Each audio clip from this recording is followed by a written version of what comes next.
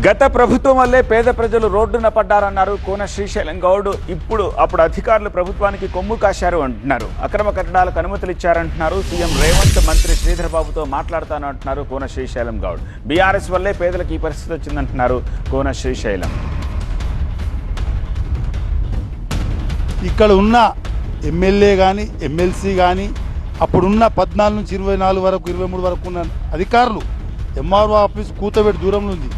ఈ పేదలకు చెప్పేది అమ్మ, ఈ జాగాలు వాళ్ళు దొంగతనం నమ్ముతూ దొంగలు, మీరు కొనుక్కోవద్దు, డబ్బులు ఇవ్వద్దు అంటే ఈ పేదలు ఇవాళ ఈ రోడ్డు మీద రాకపోదు. వీళ్ళు రోడ్డు మీద రావడానికి కారణం బీఆర్ఎస్ ప్రభుత్వమే. గతంలో మొత్తం అందరికి లేవు, కొంతమందికి ఉంది. గతంలో అధికారుల పొరపాటు ఏంటంటే, మేము టీఆర్ఎస్ ప్రభుత్వం ఉన్నప్పుడు కూడా కరెంటు డిపార్ట్మెంట్లో ఒక అప్లికేషన్ పెట్టినాం. ఏమని, అయ్యా పేదోళ్ళు రోడ్డున పడతారు, వారికి ఎవడైతే ప్లాస్టిక్ చేసి అమ్ముతున్నాడో వాడే కాంట్రాక్ట్ తంబాలు తెచ్చేసి వైర్లు వాడే గుంజిపించి వీళ్ళని మోసం చేస్తుండ్రు, లైట్లు పచ్చ కనబడితే వాళ్ళు కొంటుర్రు అని చెప్తే కూడా ఆ ప్రభుత్వం నిండేది. ఏదేమైనప్పటికీ ఈ పేదలు వాళ్ళకు రెక్కాడితే కానీ దొక్క నిండేది.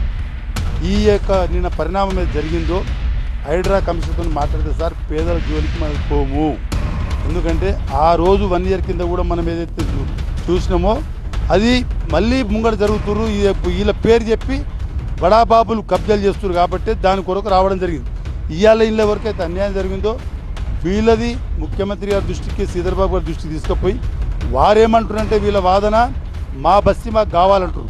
అమ్మ, ముఖ్యమంత్రి గారు ఈ ప్రభుత్వంలో చాలామందికి పేదలకు సాయం చేసిండు.